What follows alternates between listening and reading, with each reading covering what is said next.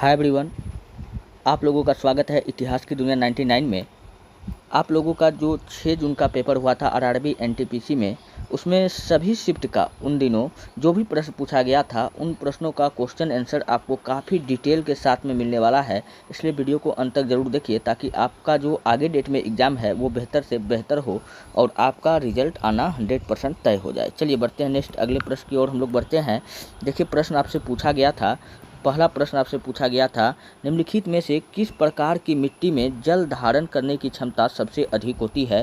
तो चिकनी मिट्टी में सर्वाधिक जल धारण करने की क्षमता होती है। अच्छा, बलुई मिट्टी तो आप लोग जानबे करते हैं जिसमें ओनली क्या हो, बालू हो, सिर्फ क्या होना चाहिए, सिर्फ बालू होना चाहिए। दोमट मिट्टी क्या होता है, बालू और चिकनी दोनों मिट्टी का मिश्रण जो होता है उसको हम लोग क्या कहते हैं, दोमट मिट्टी कहते हैं। यह एक प्रकार का जलोढ़ मिट्टी ही है, ये बात आपको याद रखना है। कंकरीली मिट्टी मतलब मिट्टी के साथ साथ क्या होगा, कंकड़ भी होगा।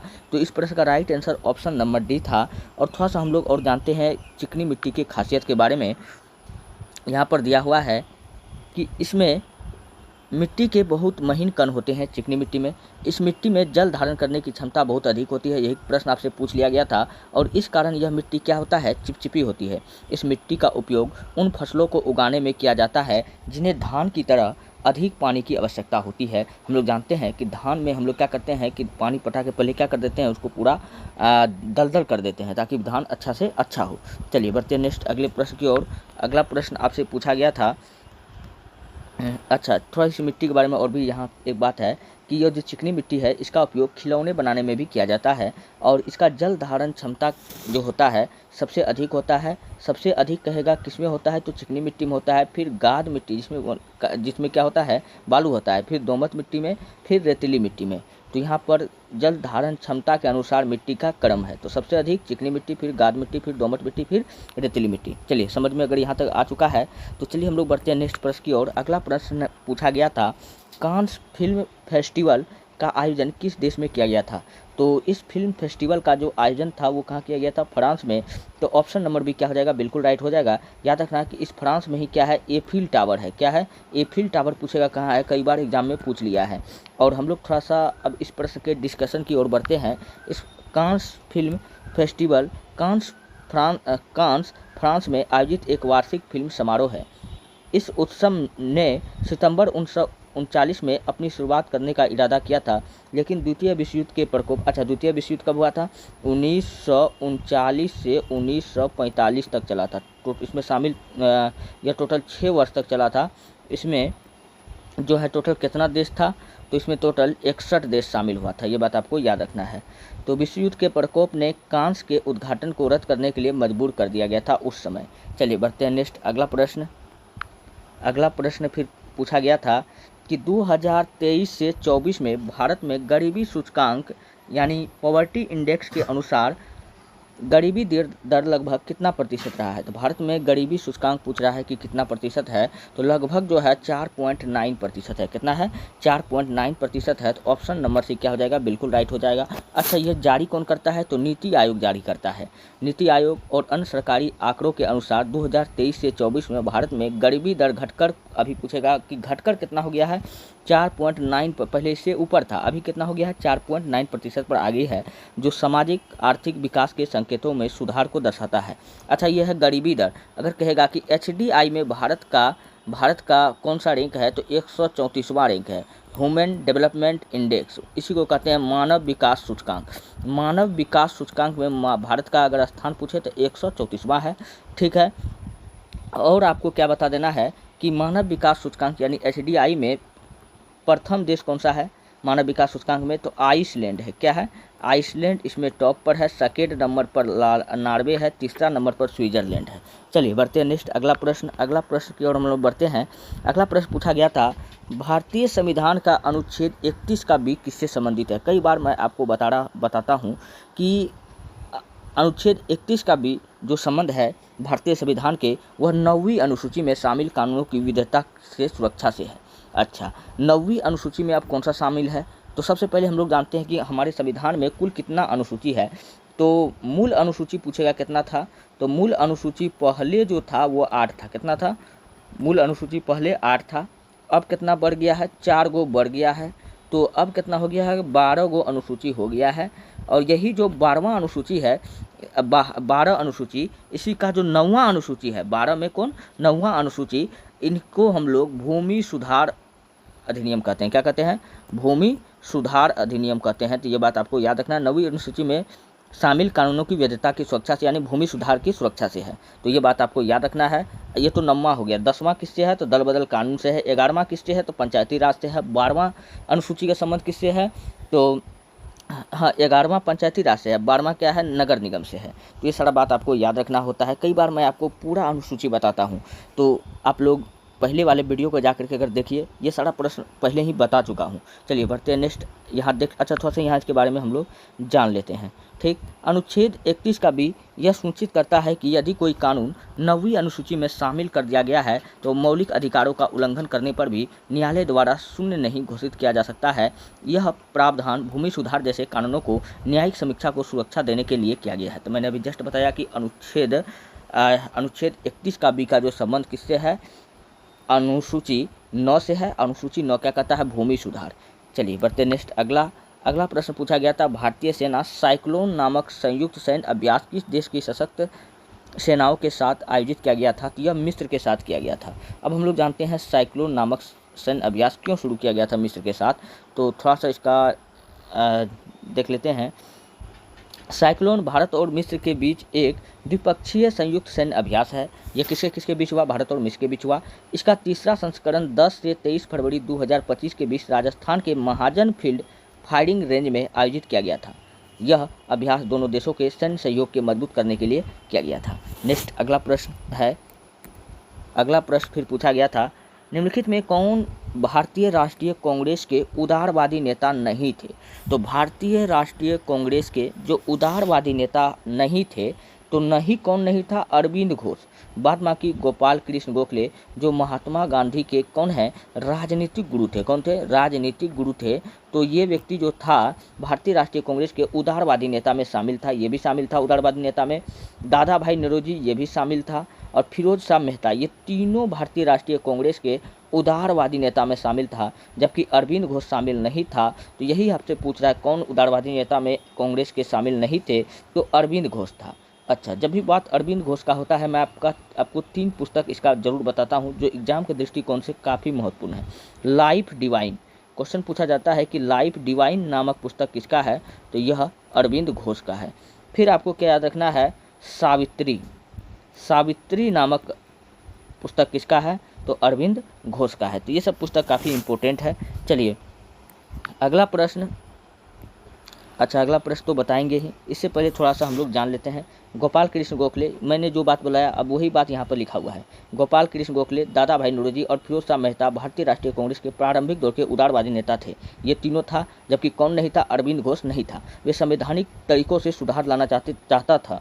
अरविंद घोष एक क्रांतिकारी विचारधारा वाला नेता था जिन्होंने उग्र राष्ट्रवाद और स्वराज के तत्कालीन मांग की, इसलिए वे उदारवादी नेताओं की श्रेणी में नहीं आते थे। नेक्स्ट अगला प्रश्न पूछा गया था, भारतीय रियासतों के विशेष अधिकार और प्रीवी पर्स को समाप्त करने के लिए संविधान में कौन सा संशोधन किया गया था, तो ये किया गया था 26वां संशोधन 1971। 26वां संविधान संशोधन 1971 किया गया था। और इसके बारे में मैं आपको यहाँ बता रहा हूँ कि 26वां संविधान संशोधन 1971, ठीक, यही इसका राइट आंसर था। अगला प्रश्न है, 2025 में आयोजित 19वें रामनाथ गोयनका, अच्छा रामनाथ गोयनका कौन का था, इंडियन एक्सप्रेस का मालिक था। कौन था, इंडियन एक्सप्रेस का मालिक पूछेगा कौन था, तो आपको क्या बताना है कि रामनाथ गोयनका जी थे। ठीक है, चलिए क्वेश्चन पढ़िए। 2025 में आयोजित 19वें रामनाथ गोयनका उत्कृष्टता पत्रकारिता पुरस्कार में डंकी रूट पर अपनी रिपोर्टता के लिए किस पत्रकार को सम्मानित किया गया था, तो डंकी रोड पर किसको सम्मानित किया गया था, तो उसको किया गया था किसको, मृदुलिका झा को। तो वह किस न्यूज़ चैनल के द्वारा, तो आज तक के यह एंकर थे। कौन था, मृदुलिका झा। तो ये बात आपको याद रखना है, इसी को सम्मानित किया गया था। तो ऑप्शन नंबर बी क्या हो जाएगा, बिल्कुल राइट हो जाएगा, यह आज तक के न्यूज़ एंकर थे। चलिए अब इनके बारे में हम लोग और भी बात जानते हैं। 2025 में आयोजित 19वें रामनाथ गोयनका उत्कृष्टता पत्रकारिता पुरस्कार समारोह में मृदुलिका झा को डंकी रूट पर उनकी प्रभावशाली रिपोर्टिंग के लिए सम्मानित किया गया था। यह रिपोर्ट हरियाणा के युवाओं द्वारा अमेरिका में अवैध रूप से प्रवेश करने के लिए अपनाए गए मार्गों पर आधारित थी। यह पुरस्कार राष्ट्रपति द्रौपदी मुर्मू द्वारा प्रदान किया गया था। चलिए, यह पुरस्कार किसके द्वारा दिया गया था? अंत में क्वेश्चन अगर पूछा जा सकता है तो क्या बताना है कि राष्ट्रपति द्रौपदी मुर्मू द्वारा प्रदान किया गया था। नेक्स्ट अगला प्रश्न है, यदि कोई व्यक्ति भारत की नागरिकता त्याग देता है तो उसमें कौन सा अधिकार वह नहीं रख सकता है?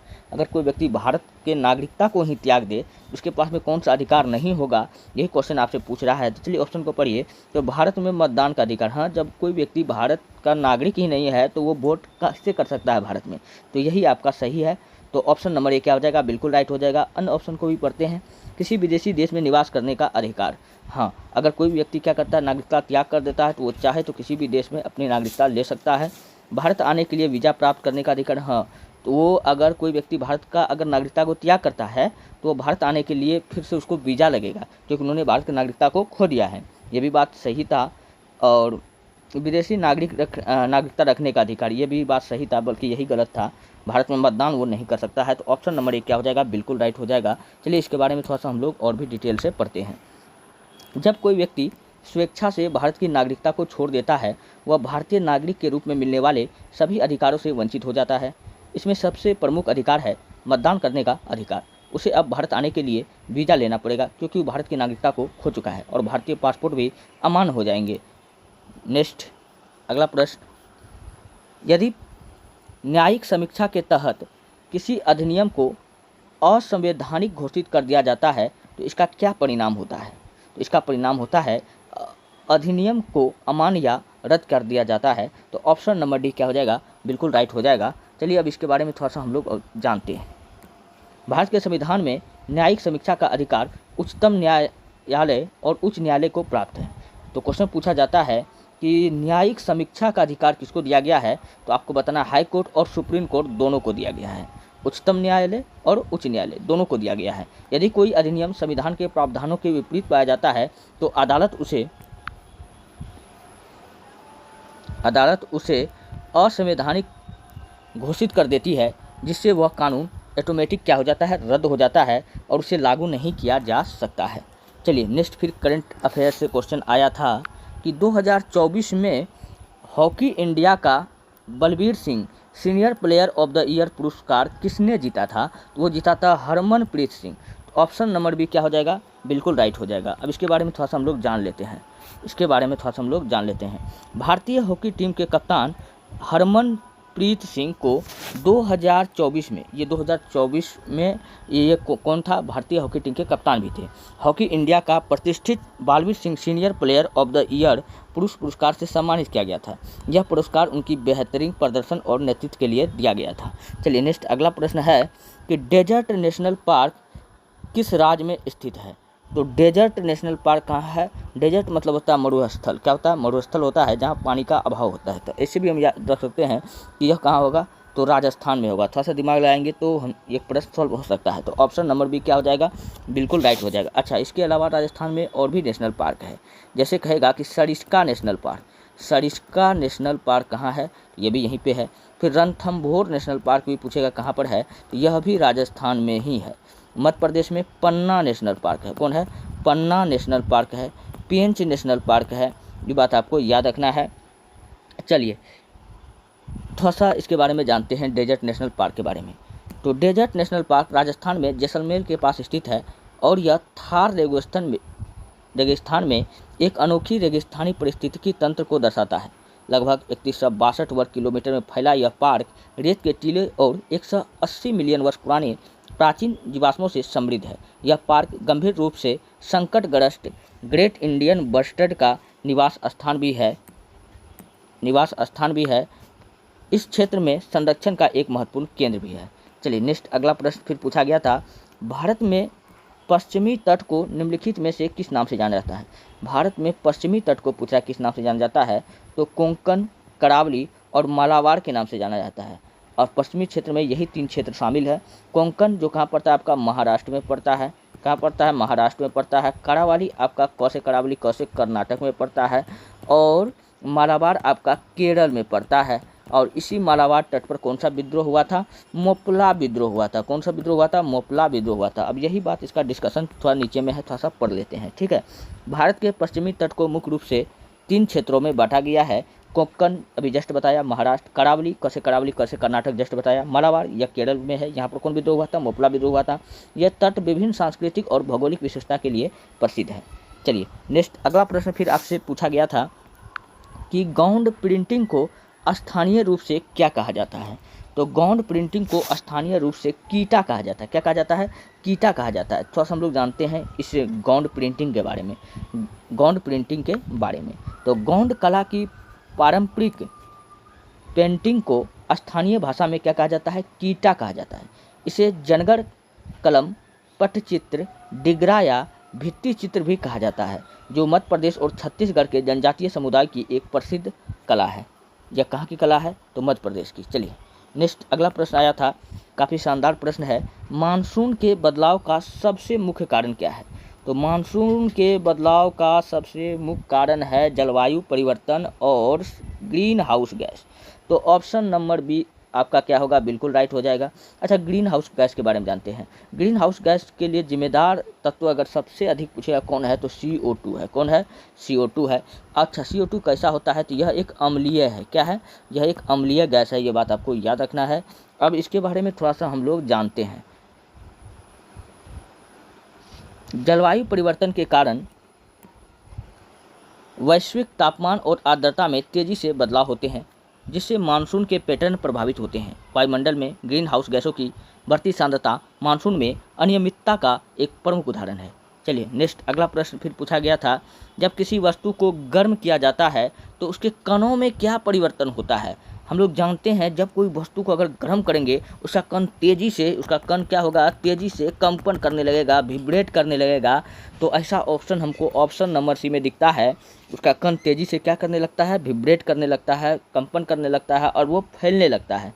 तो ऑप्शन नंबर सी क्या होगा? बिल्कुल राइट हो जाएगा। चलिए अब यहाँ पर वही बात जो मैंने अभी बताया, सेम बात है। जब किसी वस्तु को गर्म किया जाता है तो उसके कणों में गति बढ़ जाती है, जिसमें वह अधिक ऊर्जा के साथ साथ तेज़ी से कंपन यानी विब्रेट करने लगती है। इस वजह से वस्तु का तापमान बढ़ता है और यह विस्थापन करती है। क्या करती है? विस्थापन करती है, मतलब एक स्थान से दूसरे स्थान तक उसके कणों को क्या कर देती है? विस्थापित कर देती है। चलिए बढ़ते नेक्स्ट अगला प्रश्न फिर पूछा गया था, हिस्ट्री से प्रश्न है। 1299 से 1301 के दौरान मंगोल के आक्रमणों के समय दिल्ली का सुल्तान कौन था? तो इस समय जो कार्यकाल था अलाउद्दीन खिलजी का था। तो ऑप्शन नंबर बी क्या हो जाएगा? बिल्कुल राइट हो जाएगा। चलिए अलाउद्दीन खिलजी के बारे में मैं आपको बताता हूँ। इसको जनता का चरवाहा, युगों का विजेता या दूसरा सिकंदर या सिकंदर ए सानी, इन सारों नामों से हम लोग इसको जानते हैं। और अकबर का पुरोगामी ये भी हम लोग कहते हैं। अलाउद्दीन खिलजी इन्होंने सेना में क्या किया था? सेना को नियमित वेतन देना स्टार्ट कर दिया था। और सेना का हुलिया रजिस्टर यह कहेगा कि मांस काट निकालने की प्रथा, शरीर से मांस काट निकालने की प्रथा, इन सबको शुरुआत कौन किया था? अलाउद्दीन खिलजी ने किया था। ये बात आपको पता है।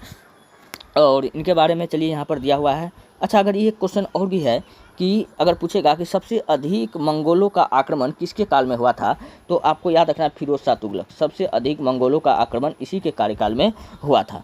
चलिए अब यहाँ पढ़ते हैं इस प्रश्न के डिटेल के बारे में। अलाउद्दीन खिलजी के शासनकाल में मंगोलों ने दिल्ली पर 2 बार आक्रमण किया। कितने बार पूछ लेगा कि आक्रमण किया था खिलजी के कार्यकाल में? तो 2 बार किया था। और इनके बारे में और भी बात है।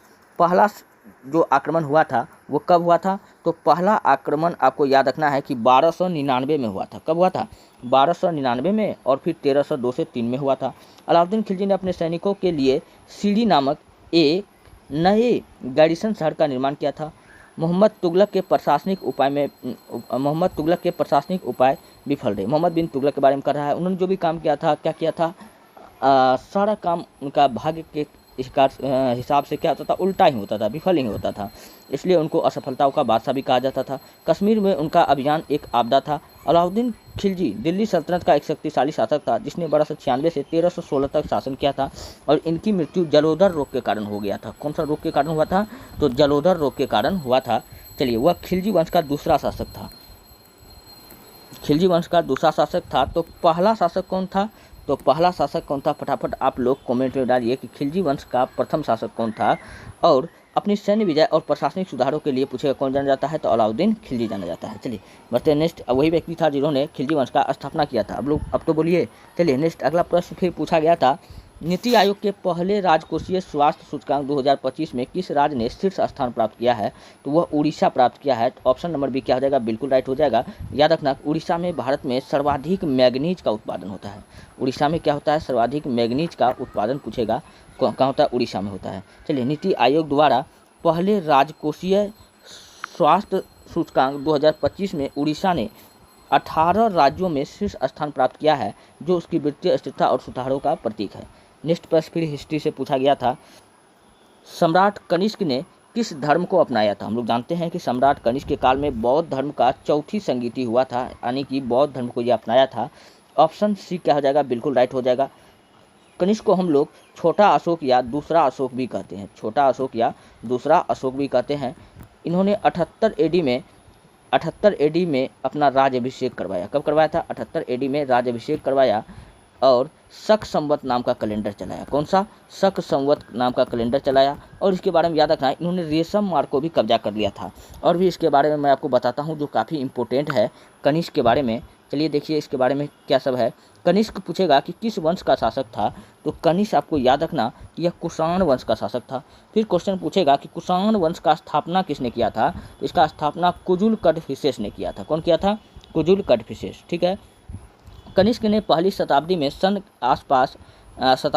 के आसपास शासन किया और कुषाण वंश के सबसे महान राजा थे। कुषाण वंश के सबसे शक्तिशाली महाप्रतापी राजा पूछेगा कौन था, तो यह कनिष्क ही था। कनिष्क के समय कुषाण शासन भारतीय उपमहाद्वीप के उत्तरी भाग यानी अफगानिस्तान और संभवतः कश्मीर के क्षेत्रों के उत्तर में मध्य एशिया के क्षेत्रों में फैला हुआ था। अच्छा, एक क्वेश्चन पूछा गया था कि ऐसा कौन सा भारत का शासक था जिसको दहेज में पाकिस्तान मिल गया था। ये क्वेश्चन पूछा गया था, तो आपका आंसर होगा चंद्रगुप्त मौर्य। ठीक है, ये बात आप याद रखना। उन्हें बौद्ध धर्म में एक महान संरक्षक के रूप में भी याद किया जाता है। उन्होंने बौद्ध के कवि अश्वघोष के अधीन बौद्ध धर्म का अध्ययन किया था। चौथी बौद्ध परिषद भी कश्मीर में पीछे जस्ट बता के आया हूँ, इन्हीं के संरक्षण में बुलाया गया था। उस परिषद में अभिधर्म पर महान भाष्य का संकलन किया गया था। नेक्स्ट अगला प्रश्न फिर आया था, भारतीय संविधान का पॉलिटी से प्रश्न काफ़ी ज़्यादा आ रहा है। भारतीय संविधान का अनुच्छेद 31 का एक किससे संबंधित है, तो भारतीय संविधान का अनुच्छेद का 31 का ये जो संबंधित है वो है संपत्ति के अधिकार से। हम लोग जानते हैं कि संपत्ति का अधिकार पहले मूल अधिकार के श्रेणी में आता था। क्या आता था, मूल अधिकार के श्रेणी में आता था। अब इसको हटा दिया गया है, अब इसको क्या कर दिया गया है, विधि का अधिकार बना दिया है, विधि का अधिकार बना दिया है। तो चलिए हम लोग यही प्रश्न के बारे में हम लोग जानते हैं। अच्छा, समानता का अधिकार आर्टिकल 14 में आता है। किस में आता है, आर्टिकल 14 में आता है। शिक्षा का अधिकार, हाँ ये भी एक मूल अधिकार है। धार्मिक स्वतंत्रता का अधिकार, ये भी एक मूल अधिकार है। तो मूल अधिकार टोटल 6 है, पहले 7 था। संपत्ति का अधिकार को अब हटा दिया गया है, इसलिए अब मूल अधिकार की संख्या 6 हो गया है। अब यहाँ पढ़िए, अनुच्छेद 31 का इस संविधान में उस समय जोड़ा गया था जब संपत्ति का अधिकार मूल अधिकार से हटाया गया। मैंने जस्ट अभी आपको बताया, पहले संपत्ति का अधिकार मूल अधिकार था, लेकिन इसको हटाया है तो किस अनुच्छेद के तहत, अनुच्छेद 31 का ए के तहत। इसका उद्देश्य कृषि सुधार और राज्य द्वारा संपत्ति अधिग्रहण के मामलों को न्यायिक समीक्षा से कुछ हद तक बाहर करना था। नेक्स्ट अगला प्रश्न है, भारतीय संविधान का 105वां संशोधन किससे संबंधित है, तो भारतीय संविधान का 105वां संविधान संशोधन पूछ रहा है किससे संबंधित है। तो फटाफट हम लोग यहाँ ऑप्शन पढ़ते हैं। ऑप्शन में है जम्मू कश्मीर का विशेष राज्य का दर्जा को समाप्त करना। इसके तहत तो आर्टिकल कितना हो जाएगा, जम्मू कश्मीर को विशेष राज्य का दर्जा किसके तहत दिया गया था, तो आर्टिकल थोड़ा दिमाग में बताइए, इतना इजी क्वेश्चन अभी दिमाग में नहीं आ रहा है। जम्मू कश्मीर को विशेष राज्य का दर्जा, फटाफट आप लोग कमेंट कर दीजिए, थोड़ा अभी दिमाग में नहीं आ रहा है। राष्ट्रीय, कभी कभी क्या होता है कि इजी प्रश्न ही दिमाग में नहीं आता है। राष्ट्रीय अभी आ जाएगा, जस्ट मैं आपको बता दूंगा। राष्ट्रीय पिछड़ा वर्ग आयोग को संवैधानिक दर्जा देना, ये भी गलत बात है। ये ऑप्शन नंबर सी क्या हो जाएगा, बिल्कुल राइट हो जाएगा। राज्यों को अपनी ओबीसी सूची बनाने का अधिकार देना। चलिए अब यहाँ इसका डिस्कशन दिया हुआ है। संविधान का 105वां संविधान संशोधन अधिनियम 2021 के तहत स्पष्ट किया गया है कि राज्य सरकार को अपनी ओबीसी अन्य यानी पिछड़ा वर्ग, ओबीसी को हम लोग क्या कहते हैं, अन्य पिछड़ा वर्ग सूची तय करने का अधिकार है। यह संशोधन सामाजिक न्याय को सुनिश्चित करने के लिए किया गया था। नेक्स्ट प्रश्न है, निम्न में से 15 अप्रैल 2025 तक विराट कोहली के संबंध में कौन सा कथन सही है आईपीएल में। अब यहाँ क्वेश्चन देख लीजिए, 15 अप्रैल 2025 से पहले विराट कोहली ने 1000 चौके भी नहीं लगाए थे और छक्के भी नहीं लगाए थे।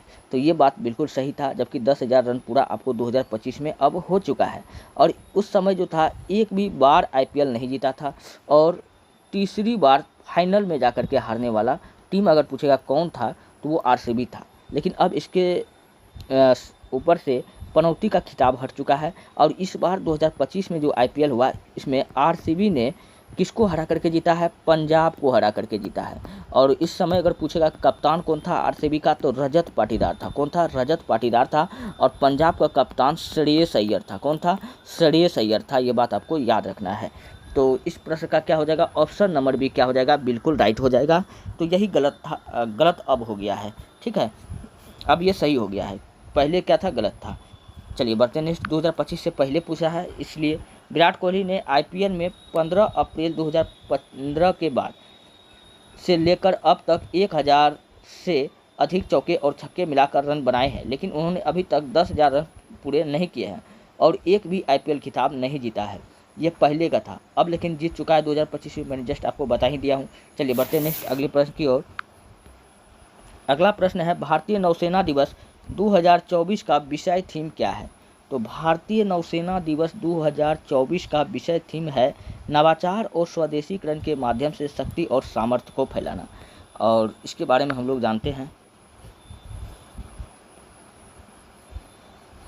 इसके बारे में हम लोग, और कहाँ गया, हाँ यहाँ पर है। नौसेना दिवस 2024 का अगर पूछेगा कि थीम क्या था, नवाचार और स्वदेशीकरण के माध्यम से शक्ति और सामर्थ्य। भारत में नौसेना दिवस पूछेगा हर वर्ष किस दिन मनाया जाता है, तो 4 दिसंबर को मनाया जाता है। और देश में नौसेना बल की भव्यता, उपलब्धियों और भूमिका का जश्न मनाने के लिए यह मनाया जाता है। नेक्स्ट अगला प्रश्न फिर पूछा गया था, पर्यावरण संरक्षण अधिनियम भारत में कब लागू किया गया था? तो यह 1986 में लागू किया गया था। और पर्यावरण 5 जून, पर्यावरण दिवस कहेगा कब मनाया जाता है? पर्यावरण दिवस भारत में तो 5 जून को मनाया जाता है। ये बात आपको याद रखना है। चलिए नेक्स्ट नहीं, इसके बारे में थोड़ा सा जानते हैं, पर्यावरण संरक्षण अधिनियम के बारे में। पर्यावरण संरक्षण अधिनियम संसद द्वारा 23 मई 1986 को पारित किया गया था। 19 नवंबर 1986 को यह क्या कर दिया गया था? लागू भी हो गया था। 4 दिन 23 मई में लागू हुआ। क्या कहता है? पर्यावरण संरक्षण अधिनियम संसद द्वारा 23 मई को पारित हुआ, लेकिन यह लागू कब हुआ था? नवंबर में 1986 को। इस अधिनियम में 4 अध्याय तथा 26 धाराएं हैं।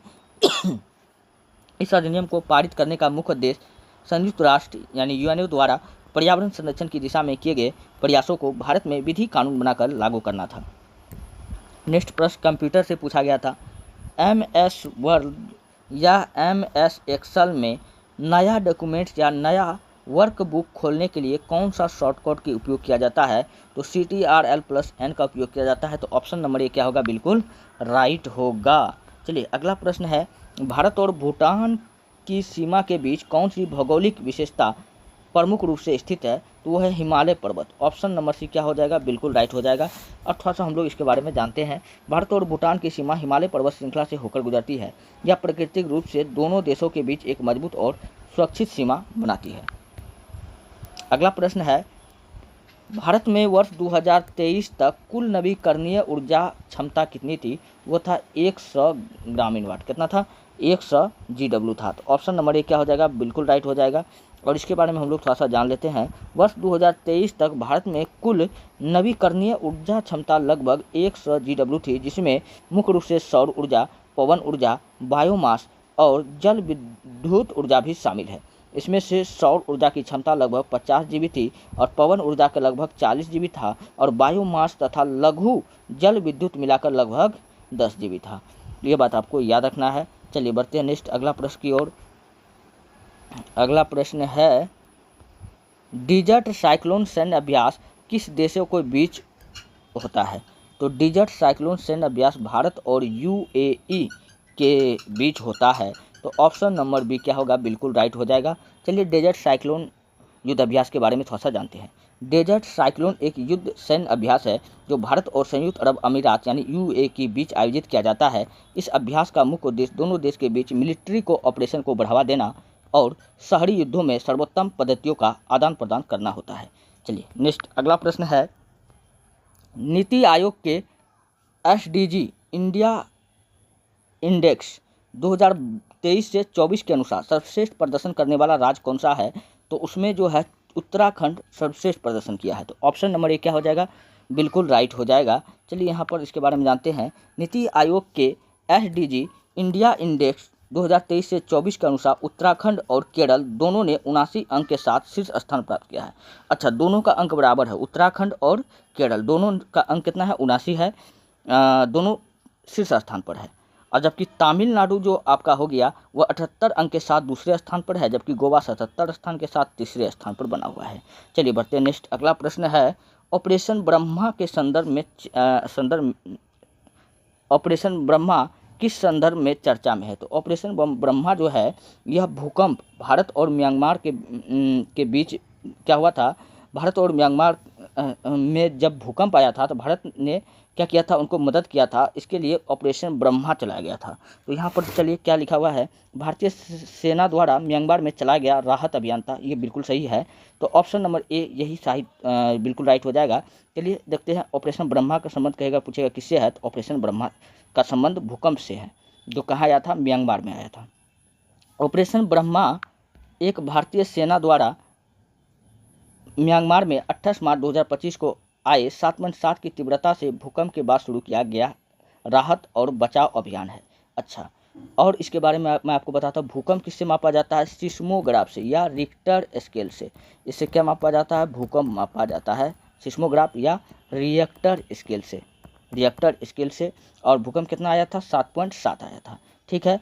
इस ऑपरेशन के तहत भारतीय सेना ने 118 सदस्यीय चिकित्सीय टीम, 60 बेड वाला फील्ड अस्पताल और 80 सदस्यीय राष्ट्रीय आपदा मोचन बल एनडीआरएफ की टीम भेजी। इसके अलावा भारतीय नौसेना के 4 युद्धपोतों ने 137 रन राहत सामग्री भेजी, जिसमें खाद्य सामग्री भी शामिल था और दवाइयाँ भी शामिल था, पानी और अन्य आवश्यक वस्तुएं भी शामिल थी। भारतीय वायुसेना ने भी C-130 और C-17 विमान भी भेजे थे, जो राहत सामग्री और चिकित्सा टीमों को म्यांमार तक पहुंचाने में सहायक रहे। इस ऑपरेशन का नाम हिंदू देवता ब्रह्मा के नाम पर रखा गया, जो सृजन के देवता माने जाते हैं, और यह भारत के पड़ोसी वाले नीति और वसुधैव कुटुंबकम संपूर्ण विश्व एक हमारा परिवार है इस सिद्धांत को दर्शाता है। इस सिद्धांत को पालन करते हुए भारत ने म्यांमार में राहत सामग्री पहुंचाई थी। चलिए बढ़ते नेक्स्ट अगला प्रश्न है, निम्न में से कौन सा कथन पी ब्लॉक के तत्वों के बारे में सही नहीं है?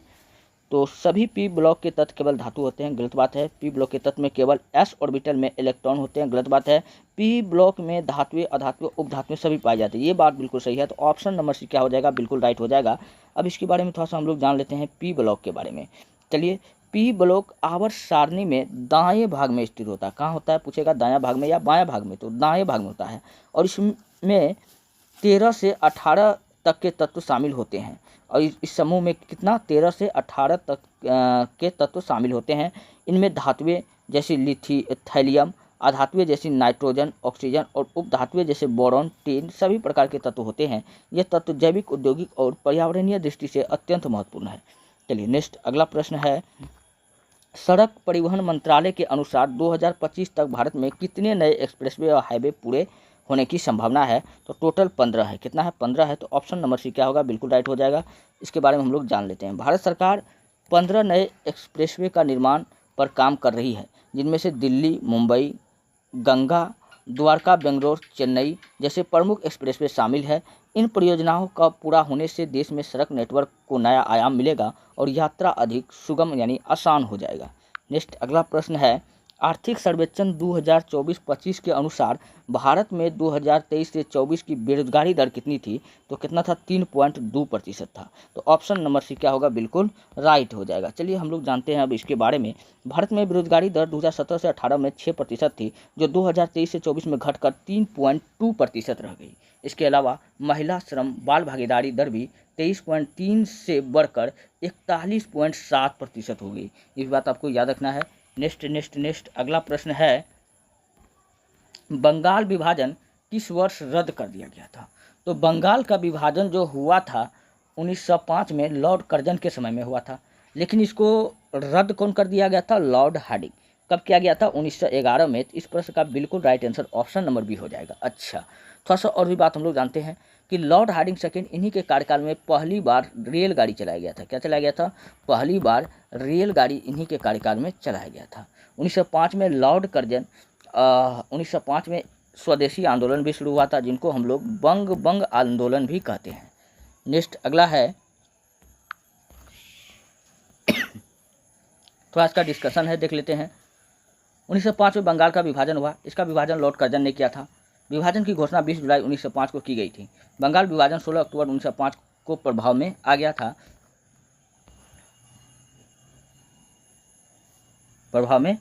था। चलिए, बंगाल विभाजन अंग्रेजों द्वारा भारत में फूट डालो राज करो की नीति पर अमल करने का एक हिस्सा था। स्वदेशी आंदोलन 1905 के विभाजन के खिलाफ मुख्य विरोध प्रदर्शन में से एक था। बंगाल का विभाजन 1911 में क्या कर दिया गया था? रद्द किया गया था। किसके द्वारा? लॉर्ड हार्डिंग सेकेंड के द्वारा। तो यही मैंने आपको जस्ट बताया।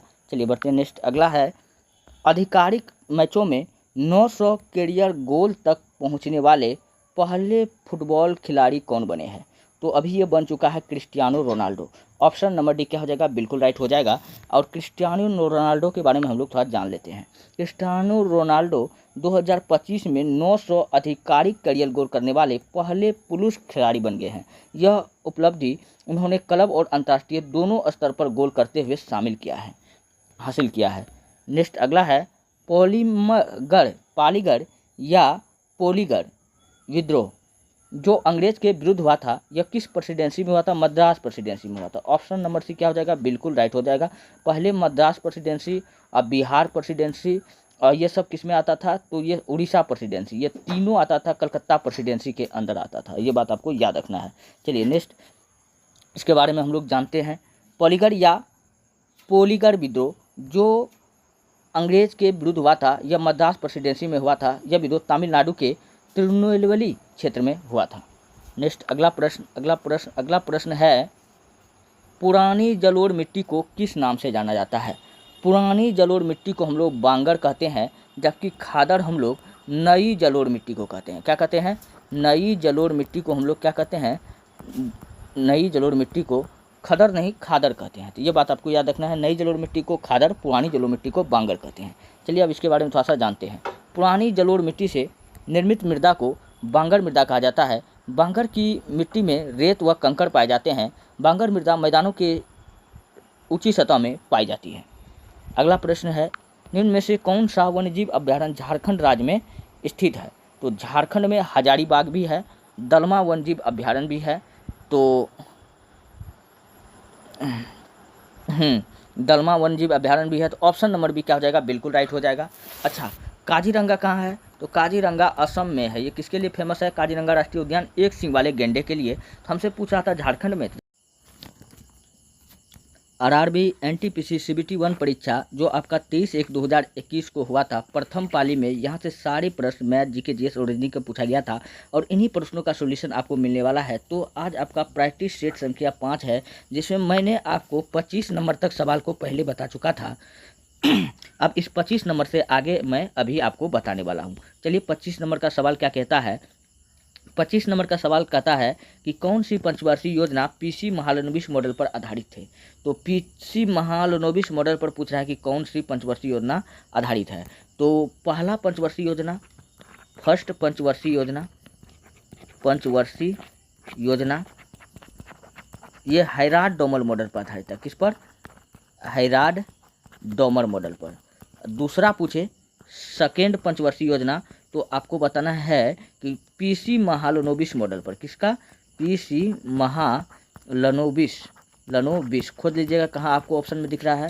तीसरा पंचवर्षीय योजना अगर पूछ लेता तो तीसरा पंचवर्षीय योजना गॉडगिल मॉडल पर आधारित था। किस मॉडल पर? गॉडगिल मॉडल पर आधारित था। अच्छा, पंचवर्षीय योजना, प्रथम पंचवर्षीय योजना जो है कब चला गया था? यह 1951 से 1956 पे चला गया था। 1956 में चला गया था। तो आप लोग फटाफट खोजिए कि दूसरा पंचवर्षीय योजना कहाँ ऑप्शन में दिख रहा है 25 नंबर का, वही आपका आंसर होने वाला है। तो चलिए दूसरा पंचवर्षीय योजना ऑप्शन नंबर 1 में दिख रहा है। तो यानी कि इस प्रश्न का ऑप्शन नंबर 1 क्या हो जाएगा? बिल्कुल राइट हो जाएगा। चलिए नेक्स्ट है, कंप्यूटर शब्दावली में निब्बल क्या होता है। तो निब्बल होता है, क्या होता है, यह एक बाइट का आधा हिस्सा होता है, यानी कि इस प्रश्न का आधा बाइट, यानी ऑप्शन नंबर एक क्या हो जाएगा, बिल्कुल राइट हो जाएगा। और निब्बल का उपयोग हम लोग कहाँ करते हैं, तो याद रखना कि निब्बल का प्रयोग निब्बल का प्रयोग हम लोग कंप्यूटर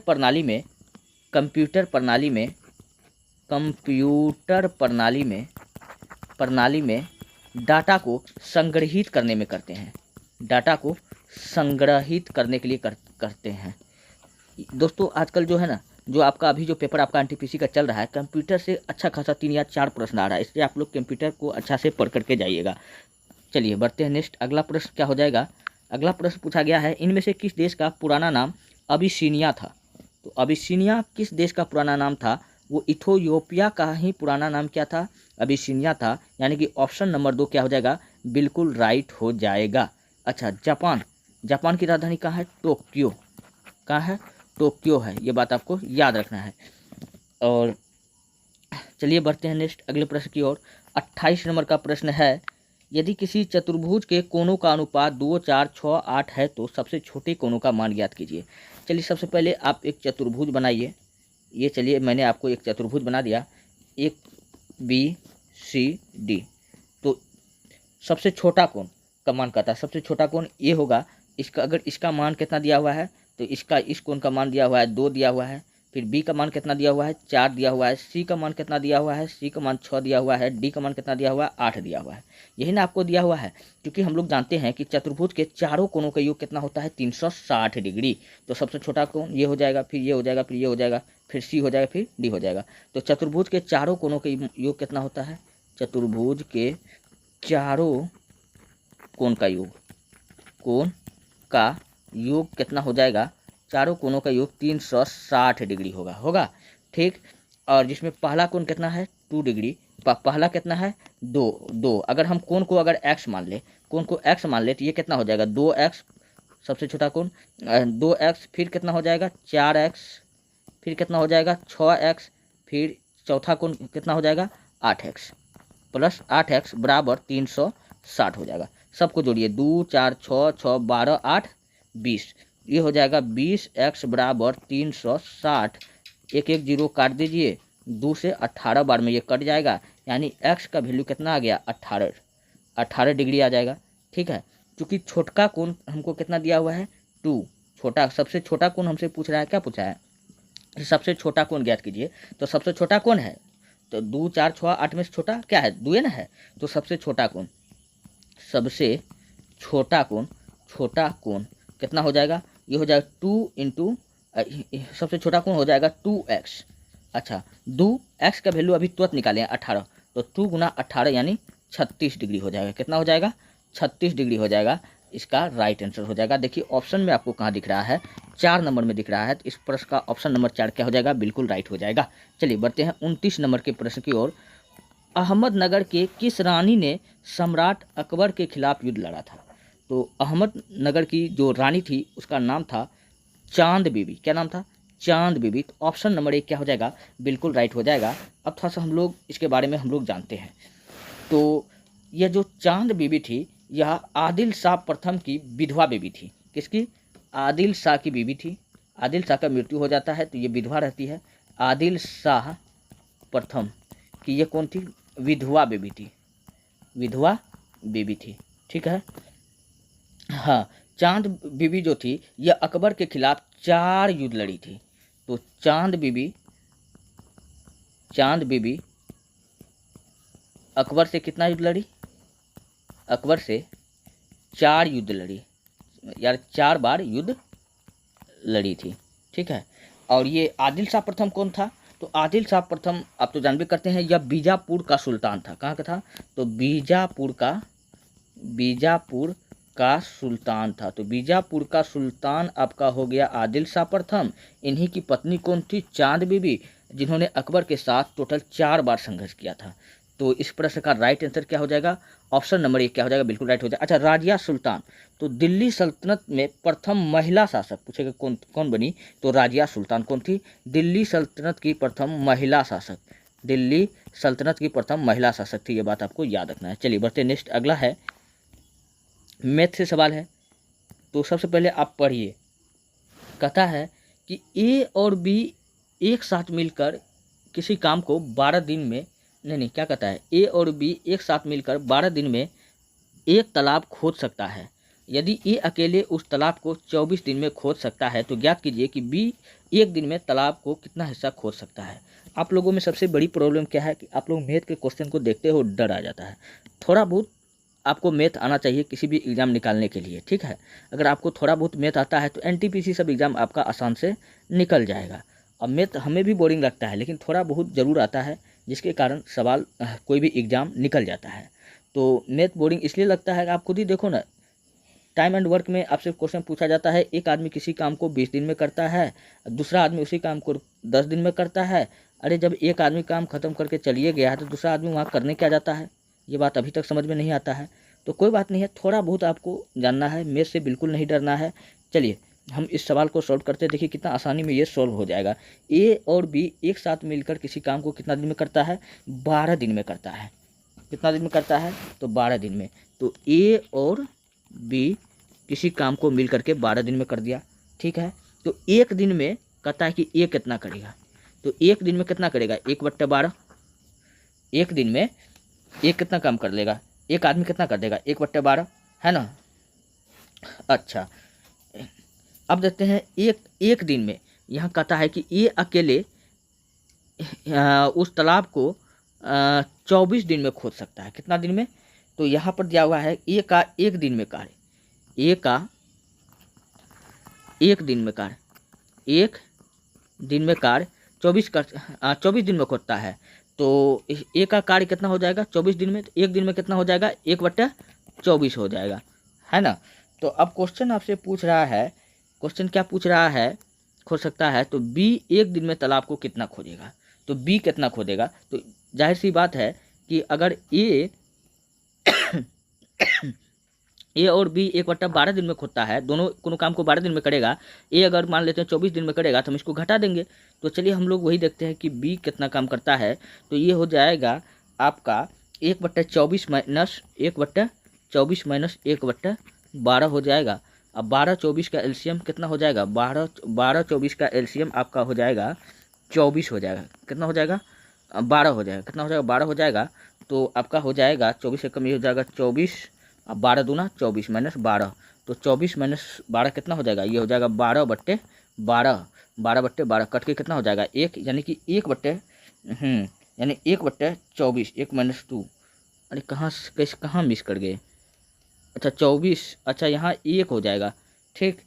यहाँ कितना हो जाएगा, यहाँ तो 1 ना होगा, 12-24 का एलसीएम कितना हो जाएगा 24 ना होगा, यहाँ हमने 12 ले लिया इसलिए मिस हो गया। तो यहाँ कितना हो जाएगा, तो यहाँ हो जाएगा आपका 1 हो जाएगा, और यहाँ 24 दो बार में है, 12 के बार में ये 1 - 2 यानी कि 1/24, 1/24 कहाँ दिख रहा है, ऑप्शन नंबर 3 में दिख रहा है, राइट हो जाएगा। चलिए बढ़ते नेक्स्ट, अगला प्रश्न। अक्टूबर 2020 तक प्राप्त जानकारी के अनुसार भारतीय संविधान में कितने अनुच्छेद हैं।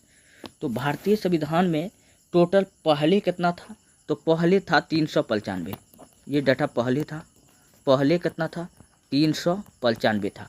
लेकिन अब जो है कितना हो गया है, अब अनुच्छेद का अगर बात किया जाए तो अब कितना हो गया है, तो अब 395 नहीं रहा, अब कितना हो गया है, तो अब आपको याद रखना है कि 448 हो गया। अच्छा भारतीय संविधान में पहले कितना अनुसूची था, जिसको हम लोग मूल अनुसूची कहते थे, मूल अनुसूची यानी कि पहले कितना अनुसूची था, तो पहले 8 था, लेकिन वर्तमान में कहेगा कितना है, तो वर्तमान में 4 गो बढ़ गया है, यानी कितना हो जाएगा 8 4 12 हो गया है अनुसूची। फिर क्वेश्चन पूछेगा कि भारतीय संविधान में पहले भाग कितना था, संविधान में भाग पूछेगा पहले कितना था, तो पहले कितना था, पहले 22 था, पहले 22 था, लेकिन अभी वर्तमान में कितना है, तो वर्तमान में 25 है, वर्तमान में 25 भाग है, ये बात आपको याद रखना। चलिए बढ़ते हैं नेक्स्ट, अगला प्रश्न है, निम्नलिखित को हल कीजिए। अच्छा यहाँ मैथमेटिक्स का सवाल आ गया, काफ़ी शानदार सवाल है, इसको चलिए हम लोग सॉल्यूशन करते हैं। ये आपका हो जाएगा 0.5 पर रेकरिंग है प्लस 0.6 पर रेकरिंग यानी आवर्त जिसको हम लोग कहते हैं। तो इसको हम लोग क्या करते हैं, जब भी रेकरिंग वाला सवाल आ जाए, आवर्त वाला सवाल आ जाए, आपको एक एक्स्ट्रा मान करके चलना पड़ेगा।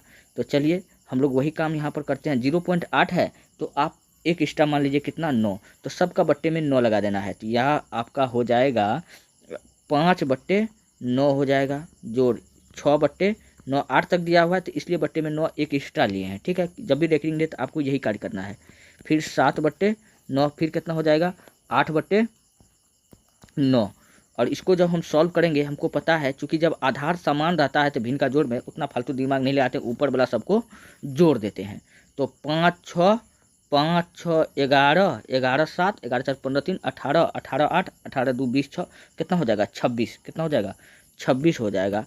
तो यानी 26/9। इसी को अगर हम तोड़ेंगे पूर्णांक में तो आपका हो जाएगा 9 नीचा हो जाएगा, 2 इधर आ जाएगा, 9 दूना 18 2 20 6 26, हाँ 2.8/9 हो जाएगा। कहाँ ऑप्शन में दिख रहा है? तो ऑप्शन नंबर 3 में आपको दिख रहा है 2.8/9। तो ऑप्शन नंबर 3 क्या होगा? बिल्कुल राइट हो जाएगा। चलिए बढ़ते हैं नेक्स्ट अगला प्रश्न की ओर। 32 हो गया। अब 33 नंबर के प्रश्न की ओर हम लोग बढ़ते हैं। 33 नंबर का प्रश्न है यदि कॉलम को XZON लिखा जाता है तो लब को क्या लिखा जाएगा? तो चलिए हम लोग देखते हैं CALM। ठीक है, और इसको क्या लिख दिया गया है? इसको लिखा गया है XZON लिख दिया गया है। इसमें किया क्या है आप पहले ये बात देखिए। ठीक है, तो सी का तीसरा नंबर में है, लेकिन अपोजिट जब जाएंगे तो अपोजिट में इधर कितना मिलेगा? ABC इधर हो गया। अगर Z से चले तो ZYX, इधर भी ये 3 नंबर अपोजिट 26 से आ गया। तो यानी कि इसका अपोजिट किया गया है। ठीक है, ये पहला में है और ABCD का सबसे अंतिम में 26वां लेटर Z है।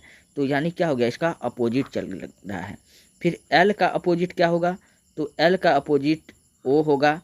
M का अपोजिट क्या होगा? N होगा। तो इस प्रकार लिखा गया है। अगला पूछ रहा है कि लब को क्या लिखा जाएगा। तो चलिए हम लोग देखते हैं लब को क्या लिखा जाएगा। लब को तो L का अपोजिट क्या होता है? तो L का अपोजिट O होता है। क्या होता है? O होता है। और O का अपोजिट आपका L हो जाएगा, जस्ट इसका उल्टा हो जाएगा। अब V का अपोजिट क्या होता है? E होता है। क्या होता है? E होता है। और E का अपोजिट फिर क्या हो जाएगा? V हो जाएगा, यानी कि OLEV। तो ये तो काफ़ी आसान था, यहाँ पर शब्द ही ऐसा था। L का अपोजिट O होता है तो O का क्या हो जाएगा? L हो जाएगा, जस्ट इसका अपोजिट। तो V का अगर E होता है तो फिर E का पूछ लिया क्या होगा? तो V होगा। काफ़ी आसान हो गया। तो यानी OLEV कहाँ दिख रहा है? OLEV ऑप्शन नंबर 4 में दिख रहा है। तो ऑप्शन नंबर 4 क्या हो जाएगा? बिल्कुल राइट हो जाएगा। चलिए बढ़ते हैं नेक्स्ट अगले प्रश्न की ओर। अगला प्रश्न, भारतीय अंतरिक्ष कार्यक्रम किसके द्वारा शुरू किया गया था?